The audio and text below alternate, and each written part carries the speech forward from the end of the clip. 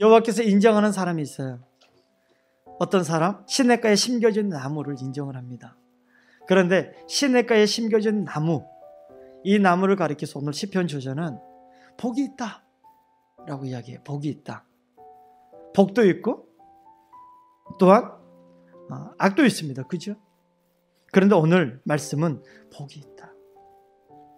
시냇가에 심겨졌는데 복이 있다라고 말씀을 합니다.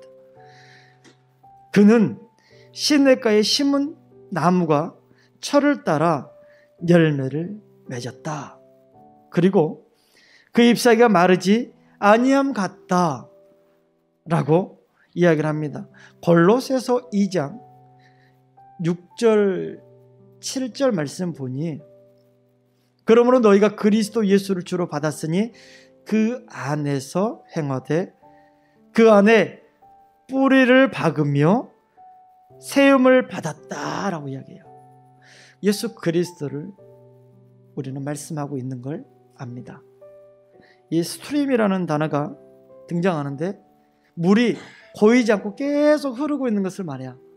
시냇가 계곡 가면 물이 흐르듯이 생명수가 계속 흐르는데 가장 좋은 곳에 하나님이 예수 그리스도와 더불어 지금 나무를 심겼다 라고 이야기를 합니다. 그래서 우리는 지금 그 안에 있다. 그 안에 있는데 어떻게 있을까요? 우리의 뿌리가 뭘까요? 그건 믿음입니다. 우리의 믿음이 뿌리가 되어 그 안에 찰싹 달라붙어 있는 상황입니다. 그런데 그 뿌리를 밟고 있는 나무가 무엇을 어떻게 하느냐? 열매를 맺는다 라고 이야기를 합니다. 그런데 이 열매가 어떤 열매일까? 라는 겁니다. 나무가 철을 따라 열매를 맺으며 그 잎사귀가 마르지 아니한다. 예수님이 길가를 가시다가 잎이 무성한 무화과 나무를 보았습니다. 그리고 잎이 무성한 무화과 나무를 가리켜서 안타깝게도 저주를 하시고 그 무화과 나무가 죽은 것을 보게 됩니다. 무화과 나무의 잎이 풍성한 건 그만큼 지금 조건과 상황이 굉장히 풍요롭다는 것을 의미합니다. 그런데 무화과 나무의 잎, 이 시냇가에 심겨져 있는 나무의 잎이 풍성함을 지나 무엇까지 연결되어야 될까요? 우리가 말을 하고 있는 열매입니다. 그 열매가 뭘까라는 겁니다. 골로새서 3장 12절과 13절에 있는 말씀입니다. 우리가 하나님의 은혜로 심김을 받았습니다. 그런데 심겨져 있는 나무에 예수 그리스도께서 요구하시는데 그게 열매입니다. 어떤 열매요? 긍휼의 열매예요. 자비의 열매예요. 겸손과 온유와 오래 참음의 열매입니다. 골로새서 3장 10절에 보니 새 사람을 입었으니 이는 자기를 창조하신 이의 형상을 따라 지식에까지 새롭게 하심을 입었다라고 말씀합니다. 우리가 새로이 창조됨에 우리의 열매가 바뀌어야 되는 겁니다. 우리의 열매가 더불어 드러나야 됩니다. 예수 그리스도가 우리를 용서하신 것처럼 어떤 자가 용서와 용납을 할 수 있는가? 긍휼이 있는 사람만, 자비로운 사람만, 겸손한 자만, 온유와 오래 참음이 가능한 자만, 그런 열매가 가득한 자들은 불만이 나오지 않겠고 서로 용납과 용서를 할 수 있다고 성경은 말씀합니다. 오늘 그리스도께서 지금 시냇가에 심겨져 있는 나무에게 열매를 지금 바라고 있는 거예요.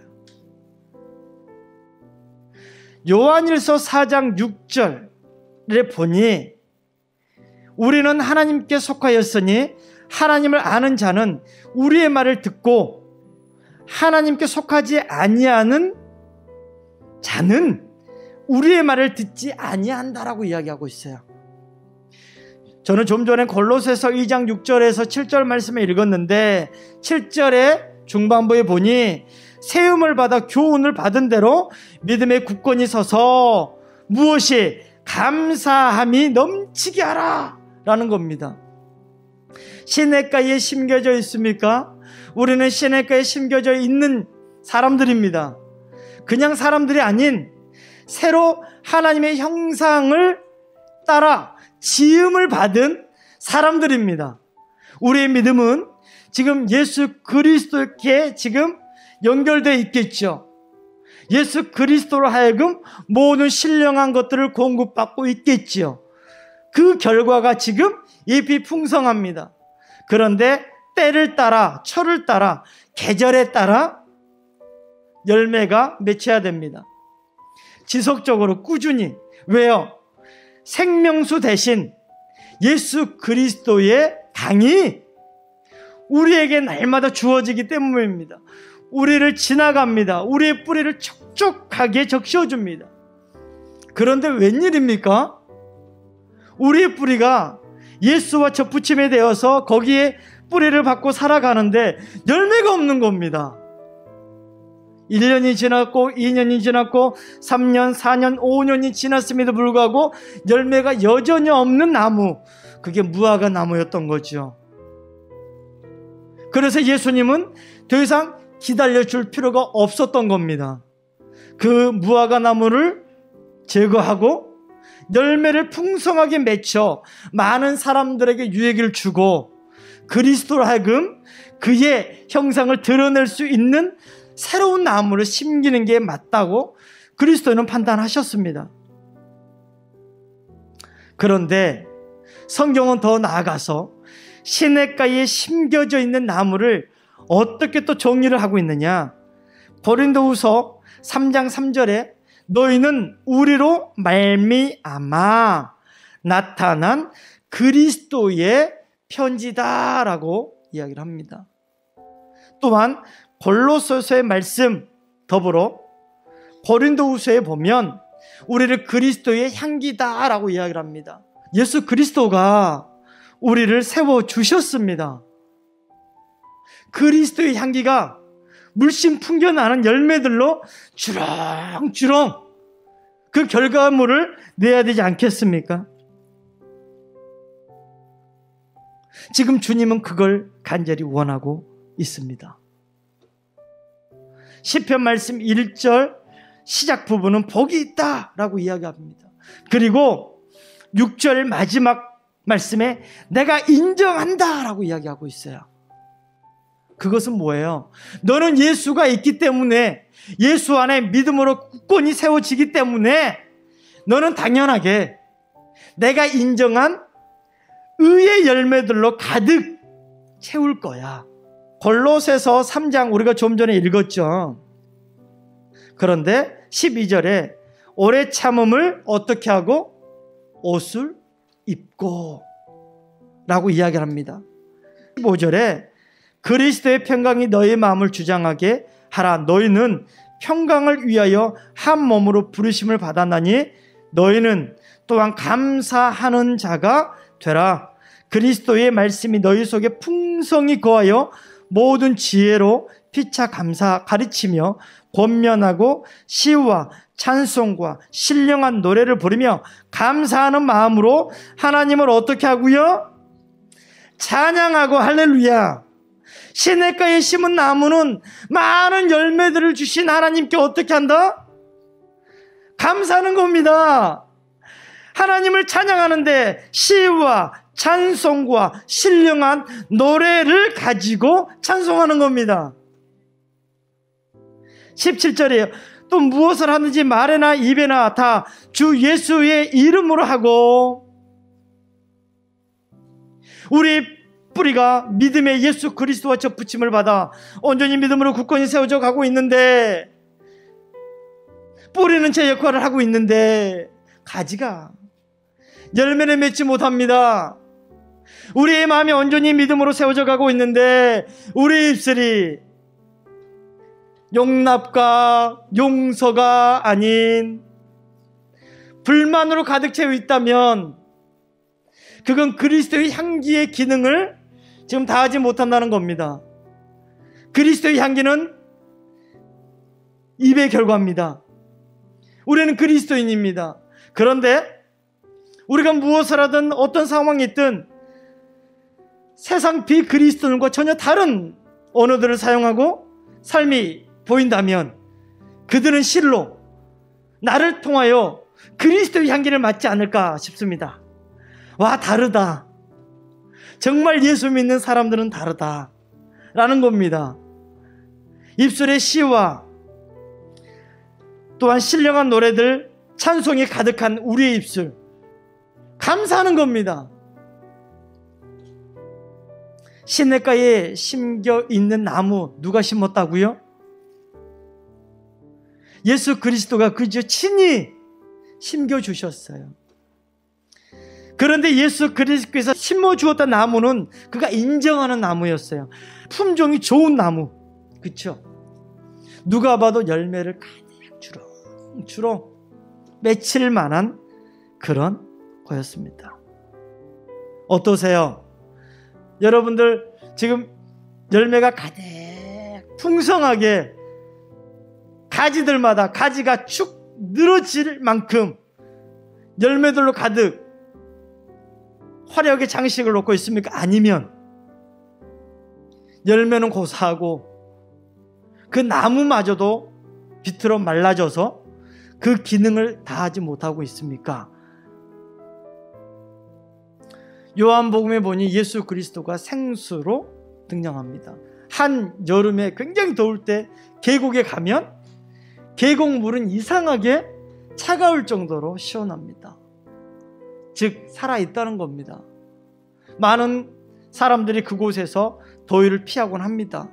이뿐 아니라 많은 짐승들도 곤충들도 인간과 동일하게 안식을 취합니다. 우리는 예수 그리스도에 있는 겁니다. 그러면 지금 내 가지 밑에 있는 뿌리가 살아있는가? 한번 점검해 보기를 원합니다. 시냇가에 심은 나무가 살아있는가? 여러분 살아계세요? 여러분의 뿌리가 지금 온전하게 살아있습니까? 뿌리가 살아있어야 돼요. 뿌리가 살아있으면 열매를 맺을 수 있는 겁니다. 그런데 지금 뿌리가 말랐거나 아니면 그 시냇가에 그 물가에 도달하지 않았거나 둘 중에 하나겠죠. 그러나 예수님의 말씀에 내가 그 뿌리를 직접 손수 자기와 접붙였다고 말씀합니다. 자기 안에 심겨 놓았다고 말합니다. 그게 무엇인가? 믿음입니다. 그렇다면 시냇가에 심은 나무의 뿌리가 믿음이라고 그랬는데 여러분의 믿음은 온전합니까? 열매가 없다는 삶, 즉 내 입술에 열매가 없고 위에 열매가 없다면, 불만이 가득하다면 지금 나는 내 믿음이 아마도 위험해 보지 않겠나 라고 조심스럽게 생각을 해봅니다.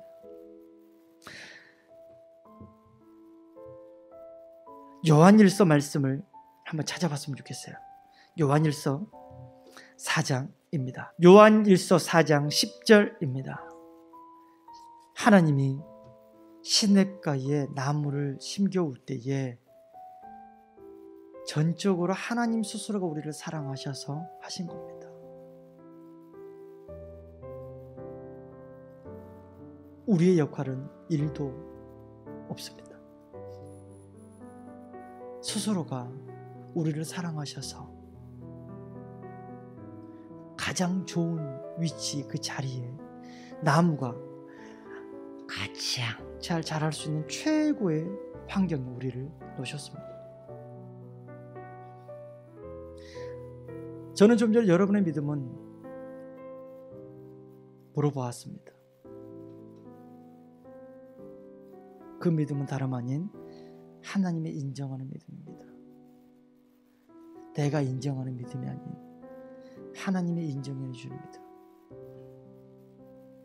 우리는 그리스도의 편지고 향기입니다. 이 조건, 이 자격에 부합한 사람은 바로 하나님이 인정해 주는 사람입니다. 여러분들, 여호와께서 내 믿음을 인정해 주기까지 한번 살아보시면 어떻겠습니까? 우리는 믿음의 사람들입니다. 믿음의 사람들은 달라야 되겠죠. 믿음의 사람들은 언행과 생각과 또한 가치와 추구하는 모든 달라야 됩니다. 그리스도인들은 여호와께서 원하시고 바라는 삶을 살아내시는 게 맞는 겁니다. 오늘 그렇게 사는 사람들에게 어떻게 하시겠다? 모든 일이 다 prosper, 번창하게 할 것이다, 번영하게 할 것이다 라는 겁니다. 너희는 먼저 그의 나라와 의를 구하라. 그리하면 이 모든 것을 너에게 더 하시리라는 말씀을 성경은 기록하고 있죠. 놀랍게도 그 말씀이 동일하게 기록됩니다. 우리의 삶의 모든 것을 통틀어, 즉 어떤 것까지, 아주 소소한 것까지 이 단어에는 다 들어갑니다. 이 모든 것을 통틀어 주님은 약속하십니다. 내가 번창하게, 번영하게 해줄게. 단 조건이 있는데 너는 결과를 드러내야 돼. 생산해야 돼 라고 말씀하세요. 무엇을 생산하고 무엇을 결과로 보일 것인가? 그게 의의 열매입니다. 그럴 때에 주께서 아주 소소한 것, 우리가 고민하고 염려하고 때로는 불안해하고 또한 답답해하는 것들, 이 모든 것들을 포함해서 내가 문제 해결해 주는데 이 문제를 뛰어넘어 내가 형통하게 해줄게, 평안하게 해줄게. 여러분, 평안한 적 있으세요? 현대인들에게 어떻게 하면 평안을 누려볼까요? 라는 질문을 해봤죠. 그랬더니 답이 뭔지 아세요? 죽을 만큼 돈 좀 있었으면 좋겠다. 그러면 마음이 편안할 겁니다. 두 번째, 건강했으면 좋겠다. 그러면 내 마음이 평안해질 텐데. 세 번째, 관계가 좀 잘 풀렸으면 좋겠다 라는 겁니다. 즉 온전한 평안을 지금 누리지 못한 상태가 이런 것들 때문이라는 거죠. 근데 그리스도인들에게도 피해갈 수 없는 답이라고 생각을 합니다.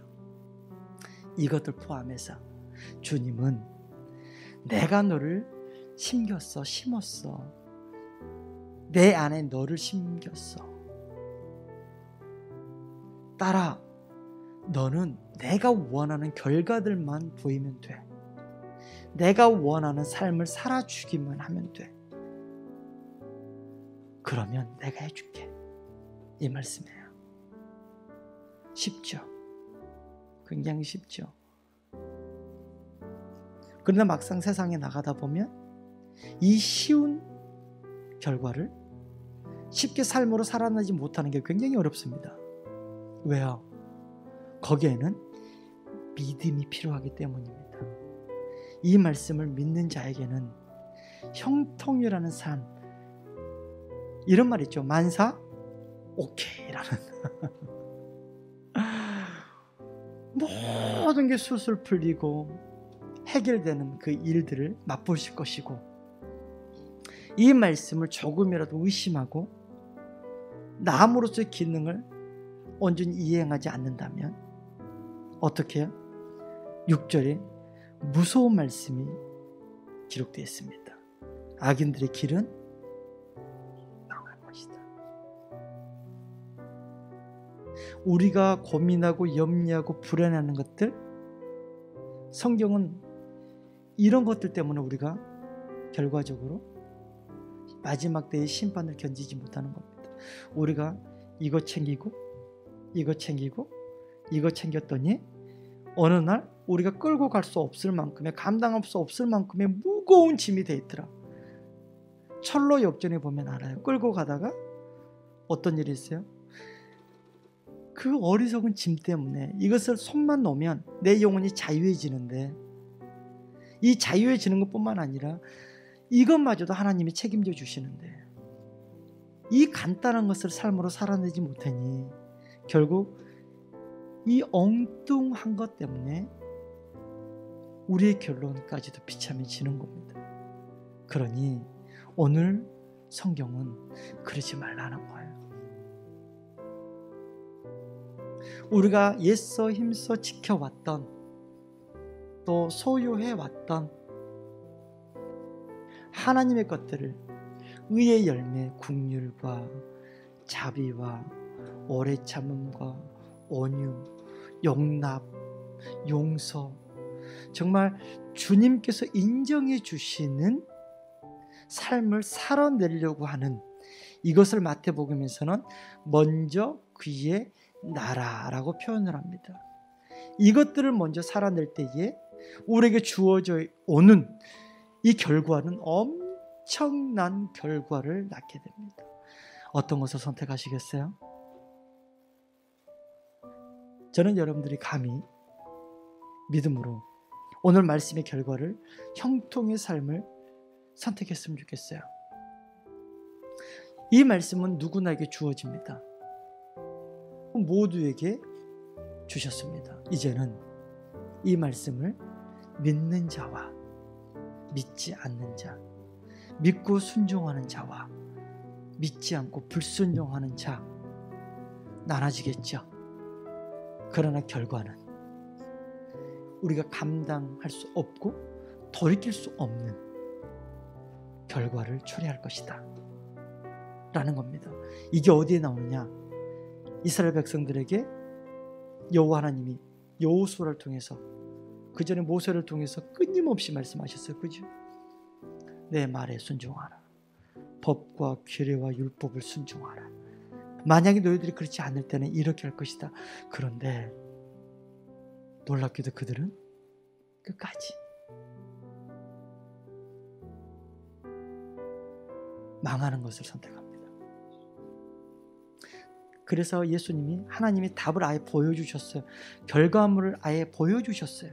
그럼에도 불구하고 저들은 오늘 의의 열매는커녕 성경 전체를 보게 되면 계속 불평하고 불만하고 미워하고 용서하지 않고 사랑하지 않는 그리스도인으로서의 향기와 편지를 전혀 보이지 않았던 것입니다. 그러니 하나님 말씀대로 그대로 이행하셨습니다. 오늘 저는 말씀을 시작할 때 우리가 시냇가에 심은 나무입니다 라고 서로 나눈 적이 있습니다. 더불어 복 있는 사람입니다 라고 나누었죠. 마지막에 여호와께서 인정하는 사람입니다 라고 나누었습니다. 그러면 우리는 자연스럽게 그가 원하는 삶을 살고자 의의 열매를 맺고자 선포한 것이고, 우리의 삶이 형통해지리라 라는 것을 믿음으로 고백한 행위입니다. 저는 여러분들이 형통을 누렸으면 좋겠어요. 저를 따라서 해볼게요. 시냇가에 심은 나무는 형통하리로다. 복 있는 사람은, 시냇가에 심은 나무는, 주님이 인정하는 나무는 형통을 누리는 겁니다. 주님은 그걸 원하시는 겁니다. 형통을 뺏기지 마세요. 그 형통은 범사에 잘 되는 것입니다. 그 형통은 범사에 감사가 넘치는 일이 많아지는 것입니다. 그 형통은 우리 안에 평강이 넘치는 것입니다. 주님은 우리를 원하십니다.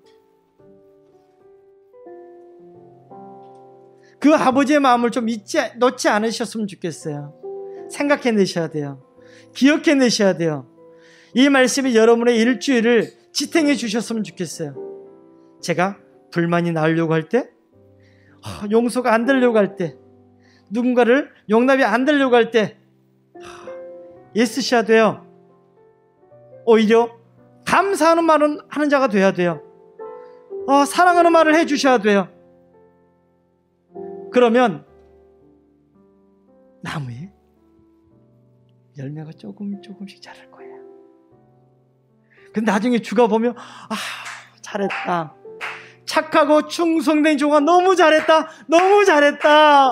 그래서 수고하고 무거운 짐진 자들이 그곳으로 다 모이겠죠. 그래서 열매를 하나둘씩 따먹겠죠. 그러면 그곳은 그리스도 화가 되는 겁니다. 젖과 꿀이 흐르는 많은 사람들이 살아나는 그 땅이 되는 겁니다. 하나님의 나라가 되는 겁니다. 저는 우리 교회가 시작했으면 좋겠고 우리 교회 성도님들이 그 삶을 살아내셨으면 좋겠어요.